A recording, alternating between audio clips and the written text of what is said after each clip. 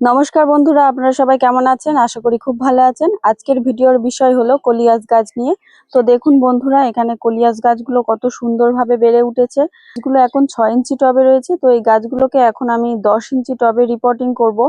আর এই গাছের সমস্ত পরিচর্যা কি কি করতে হয় সে সমস্ত কিছু আমি দেখাবো। আর আমার চ্যানেলে অলরেডি 4টে পার্ট রয়েছে, তো আপনারা যদি দেখতে চান অবশ্যই দেখে নেবেন। তো চলুন বন্ধুরা, ভিডিওটি শুরু করি। তো তার আগে এই গাছগুলোকে একটু সাইড করে নিতে হবে, না হলে আমি এখানে মাটিটাকে রেডি করতে পারবো না। আর তো দেখুন বন্ধুরা, আমি কিছু গাছ এদিকে সাইড করে নিয়েছি আর কিছু গাছ এদিকেও রেখেছি। তো এখান থেকে আমি একটা ছোট থেকে গাছ নিয়ে নেব, নিয়ে আপনাদেরকে রিপোর্টিং করে দেখাবো। এই বড় বড় গাছগুলো নিয়ে রিপোর্টিং করে আপনাদেরকে দেখাতে গেলে একটু সমস্যা হতে পারে। তো এখন আমি এই ছোট গাছটা আপনাদেরকে দেখাবো কিভাবে রিপোর্টিং করতে হয়। সবার প্রথমে একটা কথা বলি, আমি কলিয়াস গাছের মাটি যেভাবে আমি 3 ইঞ্চি টবের জন্য তৈরি করেছিলাম, সেই একইভাবেই আমি 4 ইঞ্চি টবের জন্যই তৈরি করেছি। আর এই 6 ইঞ্চি টবের মাটিও আমি একইভাবেই তৈরি করেছি। আর এখন যে মাটিটা আমি তৈরি করব, এই 10 ইঞ্চি টবের মাটিও সেম তৈরি করব। তো এখন আমি এই গাছটিকে 10 ইঞ্চি টবেই প্রতিস্থাপন করব। এরপর ফাইনাল টব 12 ইঞ্চিতে যখন প্রতিস্থাপন করব, মাটিটা সেম মাটি তৈরি করব।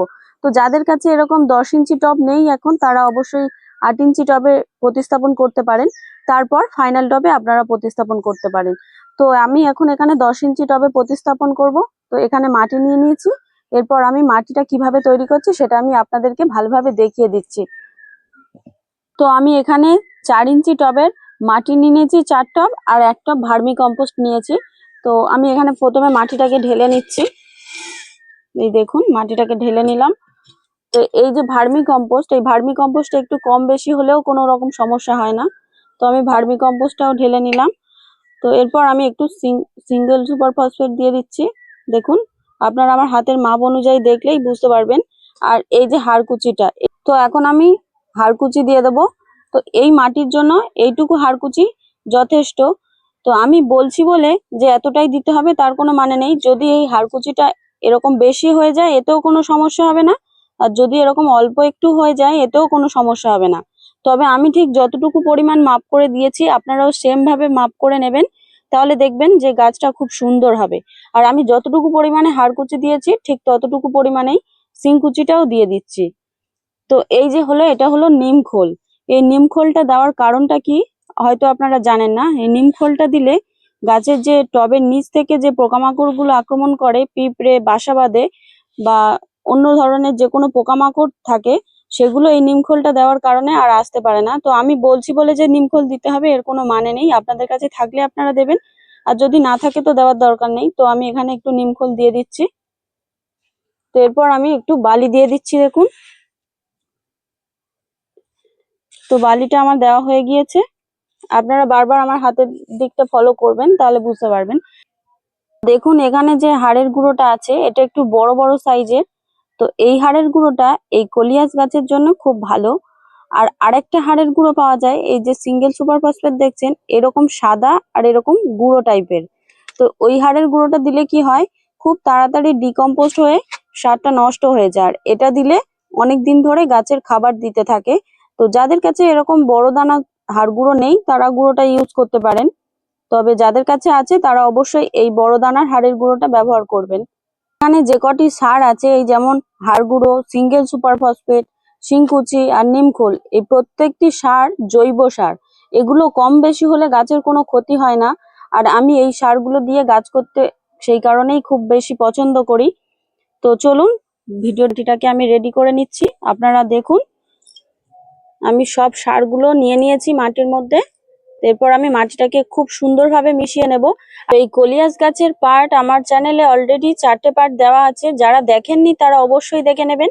আর এটা হলো আমার 5ম পার্ট। তো আমি এখানে মাটিটাকে খুব ভালোভাবে মিশিয়ে নিয়েছি। তো এরপর আমি দেখাচ্ছি। দেখুন, এই যে এটা হলো 10 ইঞ্চি টব। তো এই টবের মধ্যে আমি এখন গাছটাকে প্রতিস্থাপন করব। তো সবার প্রথমে আমি ড্রেনেজ হোলটাকে তৈরি করে নেব। তো এরকম যারা নতুন বাগানি আছেন বা কোনোদিনও গাছ করেননি, গাছ করবেন বলে ভাবছেন, তাদের জন্য বলছি, এই যে খোলাকুচিটাকে দেখছেন, এই দিকটা একটু নিচু আর এই দিকটা উঁচু। তো অনেকে কি করে, এইভাবে খোলাকুচিটাকে দেয়। এইভাবে দিলে কি হয়, ড্রেনেজ হোলটা তো সুন্দর হয় না, জলটা বেরোতেও পারে না। তো কি করতে হবে, খোলাকুচিটাকে এইভাবে দিতে হবে।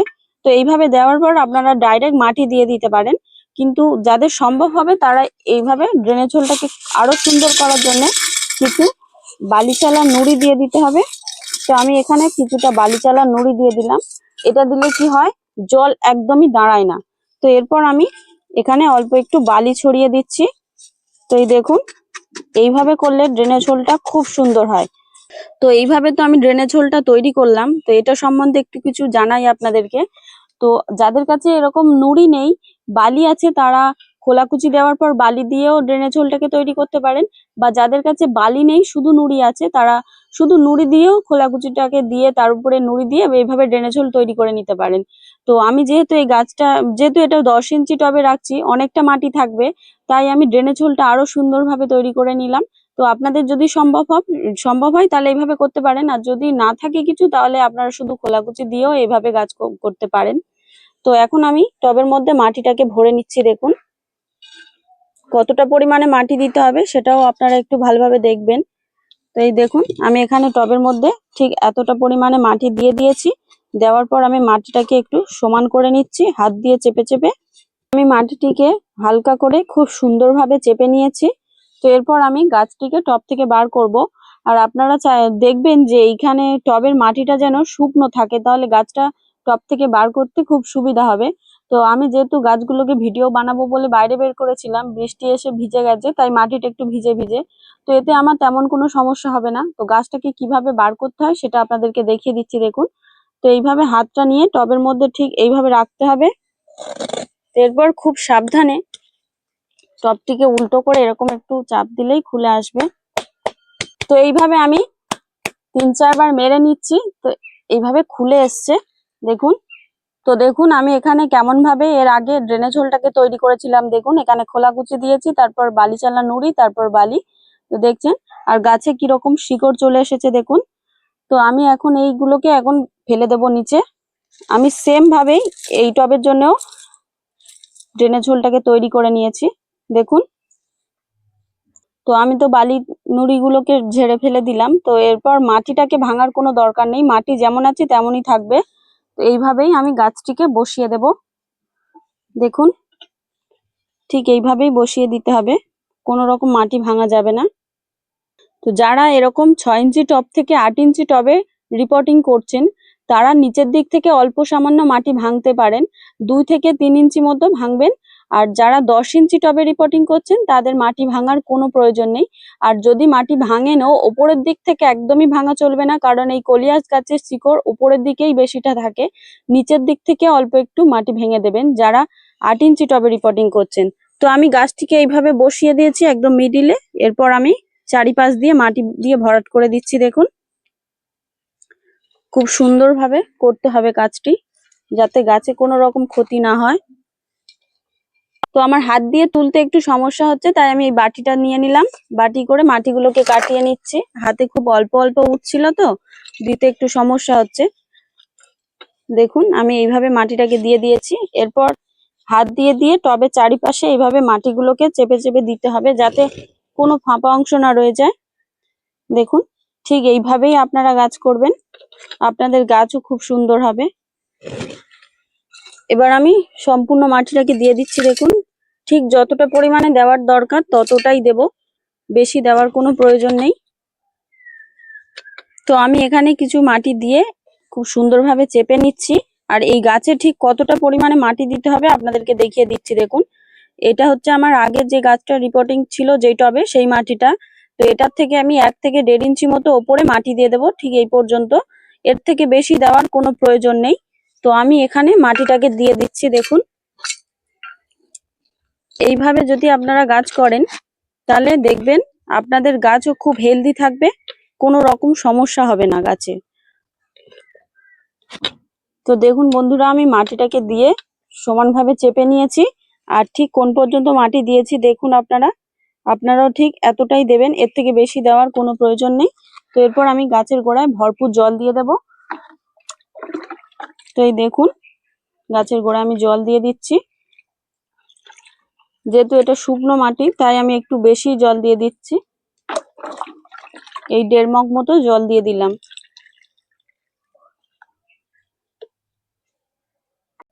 তো ফাইনালি আমার গাছটা পুরোপুরিভাবে প্রতিস্থাপন করা কমপ্লিট। তো আমি এখন এই গাছটিকে খুব ভালোভাবে স্প্রে করে দেব। তো দেখুন আমি গাছটা প্রতিস্থাপন করার পর গাছের পাতাগুলো কেমন নোংরা লেগে গেছে, ধুলোবালি লেগেছে। তো আমি এখন গাছের পাতাগুলোকে খুব সুন্দরভাবে স্প্রে করে নিচ্ছি, যাতে সমস্ত ধুলো ময়লা ধুয়ে যায় আর গাছের পাতাগুলো খুব সুন্দর ঝকঝকে হয়ে যায়। তো দেখুন এইভাবে প্রত্যেকটি পাতায় খুব সুন্দরভাবে স্প্রে করে দিতে হবে। তো ফাইনালি আমার গাছটা প্রতিস্থাপন করে গাছে জল দিয়ে গাছের পাতাগুলো স্প্রে করা কমপ্লিট। তো এরপর গাছে কি কি পরিচর্যা করবেন সেটা আমি বলবো, আপনারা একটু মনোযোগ দিয়ে শুনবেন, তাহলে আপনারা সমস্ত কিছু বুঝতে পারবেন। তো গাছের পিঞ্চিং করতে আপনারা কেউ ভুলবেন না। আর এই পিঞ্চিং মানেটা কি হয়তো আপনারা অনেকে জানেন না। পিঞ্চিং মানে হলো গাছের ডগ ভেঙে ফেলাকেই পিঞ্চিং বলে। আর পিঞ্চিংটা করতে হবে একদম সমানভাবে, এক লেভেল ভাবে করতে হবে, তাহলে গাছের শেপটাও সুন্দর আসে। এই যেমন ধরুন এখান থেকে আমি ডাল ভেঙে দিয়েছিলাম, এখান থেকে দুটো ব্রাঞ্চ বেরোচ্ছে, কিন্তু এই ডালটা দেখুন এটা এর লেভেলে হচ্ছে না, এটা অনেকটা বড় হয়ে গিয়েছে, তাই এর এখান থেকে ডোগ ভাঙলে চলবে না। তো ডোগটা ভাঙতে হবে ঠিক এরকম জায়গা থেকে, তাহলে এটাই লেভেল হবে। আর ঠিক এইটাও দেখুন, এটাও এখান থেকে যদি আমি শুধু ডোগটাকে ভেঙে ফেলি তাহলে হবে না, এটার সঙ্গে এটা লেভেল করতে গেলে আমাকে এখান থেকে কেটে ফেলতে হবে। তো এইভাবে আমি প্রত্যেকটি ডাল খুঁজে খুঁজে দেখব। তো এর আগেও আমি দেখিয়েছি, এখনো দেখিয়ে দিচ্ছি। তো দেখুন আমি এইখান থেকেও আরেকটা ডোগ ভেঙে ফেলছি। এইভাবেই আমি গাছটিকে এত সুন্দর শেপ দিয়েছি একটা। আর আপনারাও ঠিক এইভাবেই পিঞ্চিং করুন, দেখবেন আপনাদের গাছও অনেক সুন্দর দেখতে লাগবে। এই গাছের ডোগ ভেঙে ফেলাকেই বলা হয় পিঞ্চিং। এর আগেও আমি অনেকবার বলেছি, এখনো বলছি, আপনাদেরকে দেখিয়ে দিচ্ছি। আপনারা এইভাবেই পিঞ্চিং করুন, আপনাদের গাছ অনেক সুন্দর ঝাড় হবে। তো দেখুন আমার এই প্রত্যেকটি গাছ কত সুন্দর একটা লেভেল হয়ে আছে। এই সমস্ত গাছগুলো দেখুন কত সুন্দর লেভেল হয়ে আছে। এই গাছগুলো এখনো ডোগ ভাঙা হয়নি, এগুলো আমি কিছু কিছু ডোগ ভাঙা হয়েছে আর কিছু কিছু বাকি আছে, সেগুলো আমি পরে করব। আর এখন এই গাছে আর কি কি করতে হবে সেটাই বলবো এখন আপনাদেরকে। তো এই গাছে এখন কি পরিচর্যা করবেন আপনারা, এই গাছের জন্য ফাঙ্গিসাইডটা খুব দরকারি, তাই ফাঙ্গিসাইডটা আপনারা কেউ মিস করবেন না। এই গাছে অন্য কোনো রকম রোগ পোকামাকড় লাগে না, কোনো কীটনাশকও লাগে না, ফাঙ্গাসটাই একটু বেশি লাগে। তাই ফাঙ্গিসাইডটা আপনারা প্রত্যেক সপ্তাহে একবার হলেও দেবেন, যদি 10 দিন হয়েও যায় তাও একবার করে দেবেন। কয়েকটি ফাঙ্গিসাইডের নাম বলছি, আপনারা শুনে নিন। ব্যাবিস্টিন, অ্যামিস্টার টপ, M45 আর সাব পাউডার। এই চারটের মধ্যে যে কোনো একটা যদি আপনাদের কাছে থেকে থাকে তো সেগুলো আপনারা ইউজ করতে পারবেন।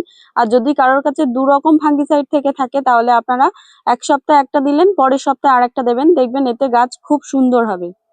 তো আমি ব্যাবিস্টিনটা ইউজ করি, আর এটার দামও খুব কম। এটার একটা বড় প্যাকেট কিনতে গেলে 300 টাকা দাম নেয়, আর আমি লুজ কিনে আনি 20-30 টাকার মতো। কিনে আনলে আমার 1 বছর মতো মানে কাজে লেগে যায়। আমি ওটাকে কিনে এনে কৌটোর মধ্যে রেখে দিই, তারপর সমস্ত গাছে আমি স্প্রে করি। তো আপনারা চাইলেও এটা কিনতে পারেন, এটা খুবই কার্যকরী এবং খুব কম দাম, কম খরচে খুব ভালো কাজ হয় এই ব্যাবিস্টিনটা। তো আপনারা যে কোনো একটা দিতে পারেন, আপনাদের কাছে যেটা থাকবে সেটাই আপনারা ইউজ করবেন। তো এরপর আপনারা কীটনাশকের জন্য কি ইউজ করবেন, আপনাদের কাছে যে কোনো ধরনের কীটনাশক থাকলে সেটা আপনারা ব্যবহার করতে পারেন। যদিও কীটনাশক খুব একটা প্রয়োজন হয় না এই গাছের জন্য, তবুও সপ্তাহে একবার কিংবা 10 দিন পর পর আপনারা কাকাটাকে ইউজ করতে পারেন। আর এছাড়া কাকা ছাড়াও যদি আপনাদের কাছে যে কোনো ধরনের কীটনাশক থাকে তাহলে সেটাও আপনারা ইউজ করতে পারেন। এই গাছগুলো হলো ইনডোর প্ল্যান্ট, এগুলো আপনারা ঘরের মধ্যে রাখতে পারবেন এবং আউটডোর প্ল্যান্ট মানে বাইরেও রাখতে পারবেন।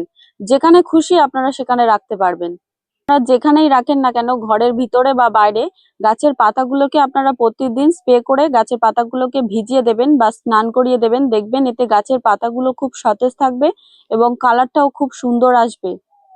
তো এই গাছগুলোকে শুধু স্প্রে করে স্নান করিয়ে দিলে গাছের কালার আসবে না। গাছের ফুল অরিজিনাল কালার আনতে চাইলে আপনারা গাছগুলোকে একদম ফুল সানলাইটে রেখে দেবেন, দেখবেন গাছের পাতার আসল যে রংটা সেই রংটাই আসবে। যারা প্রতিদিন গাছগুলোকে স্প্রে করে দিতে পারছেন না, তারা 2-3 দিন পর পর দিলেও সেই খুব একটা খারাপ কাজ হবে না, মোটামুটি ভাবে গাছগুলো সতেজ থাকবে। যারা প্রতিদিন স্প্রে করে দিচ্ছেন তাদের গাছ তো খুবই ভালো থাকবে। তো এই গাছগুলোকে বেশি বেশি করে ঝাড় করতে গেলে কি করতে হবে, সবার প্রথমে যেটা করতে হবে সেটা হলো পিঞ্চিং করতে হবে। আর দ্বিতীয়ত যেটা করতে হবে সেটা হলো সর্ষের খোল পচা জল দিতে হবে। আর 3 নম্বর হলো ডিএপি দিতে হবে। তো এই সর্ষের খোল পচা জলটা কিভাবে দিতে হবে সেটা আমি একটি ভিডিওতে দেখিয়ে দিয়েছি, তবুও আমি আপনাদেরকে বলে দিচ্ছি।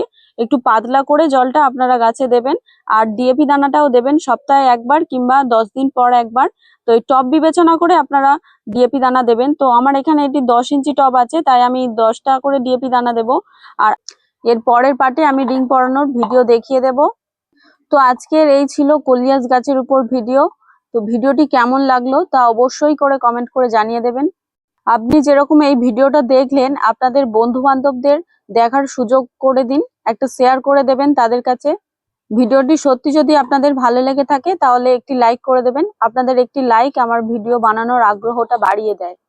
আমি এরকম ধরনের গাছের ভিডিও করি। এরকম ধরনের ভিডিও দেখার জন্য আমার চ্যানেলটিকে অবশ্যই করে সাবস্ক্রাইব করে দেবেন। তো দেখা হচ্ছে পরের দিন নতুন কোনো গাছের ভিডিও নিয়ে। ততক্ষণ আপনারা সুস্থ থাকুন, ভালো থাকুন। আর ভিডিওটি এতক্ষণ এত মনোযোগ দিয়ে দেখার জন্য আপনাদেরকে অসংখ্য অসংখ্য ধন্যবাদ।